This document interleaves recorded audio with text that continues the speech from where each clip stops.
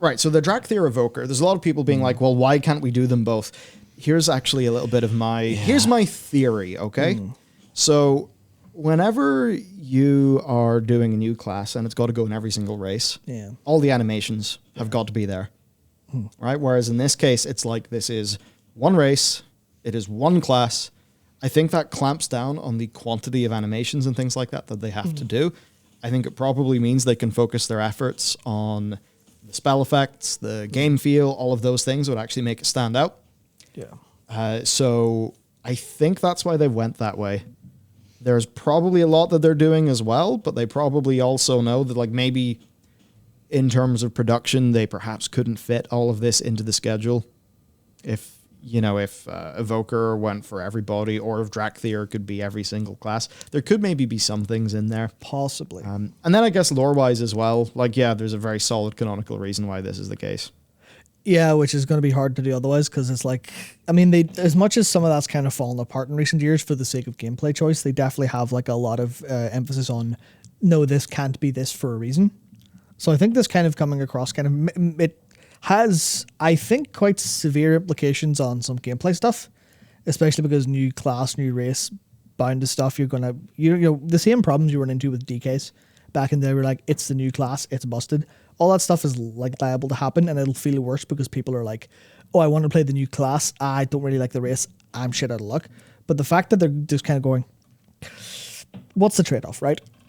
Cool new class and a load of complaints, or no new class? Which of these is more important? Yeah. And they're going, you know, cool class. Some people might be left by the wayside or upset, but at least for most people, they'll go, oh, cool new class.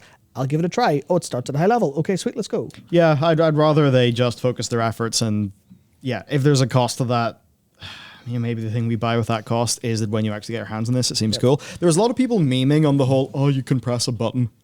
And it really kind of fucked me off whenever people were memeing in that, you know, almost just like, oh, it's like new water in 9.2. But no, if you think about the actual rhythm of a game, like if you pick up a game in a controller, let's say you're playing, well, for you, Thingy Paradise, or you know, like a really Stranger good, Paradise, yeah. or like a really good action game. Yeah.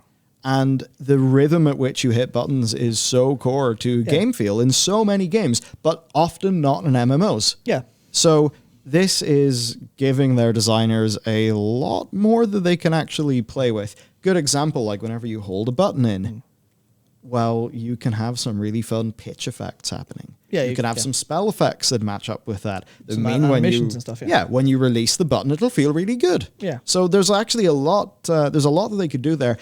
And I mean, maybe for getting some new talents, it would be cool what kind of things that we could get on, you know, on other classes.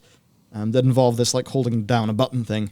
Probably best not to make it core of gameplay, but maybe add that in as a talent option where it makes sense. Yeah, it's like I think they may have some issues there, because I know they're very accessibility focused, and that may have some accessibility issues or something like that, especially when you think of the range of buttons you want to be able to play. But generally speaking, if that's something they're going to go ahead with, and that is like, I think the important thing is it is the first thing that is literally physically transformed World of Warcraft gameplay ever. Yeah. I think there's nothing that is the same as it changes how you interface with the game.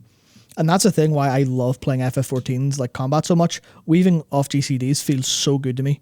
Playing Ninja and getting the ninjutsu timings for the Mudra is absolutely genuinely incredible. I really, really love that. So the idea that they're going for this, I mean, it works really well in Lost Ark. So obviously people are like saying, oh yeah, Lost Ark. Like, yeah, that's the thing. Actually, Pocket Pernilla, hold button could be great for MM hunters. Hold the button for aim shot. Oh, that actually could feel pretty good. Hold the button for aim shot. Hold the button for a pyroblast. That's going to feel better than a cast. And if you're kind of cynical about that, I would suggest go play some Lost Ark, or go try to branch out and play some action games where you know, your input matters, as opposed to just the abstraction layer of press button is a little bit more involved. It immediately feels so much better. So much better. Yeah, and there's loads of games that prove that. So I just think that's really cool. Also, both me and you do enjoy rhythm games, and you know the idea of a hold. It's there for the rhythm. I think that's super core to gameplay. So, honestly, I think all this shit's looking really cool. And yeah, we can sort of meme in the scalies and stuff. But look, do you want to be a dragon? You can be like this sort of fucking dragon creature. That's cool. And you have a human form. That's also, you know. So I am down with that.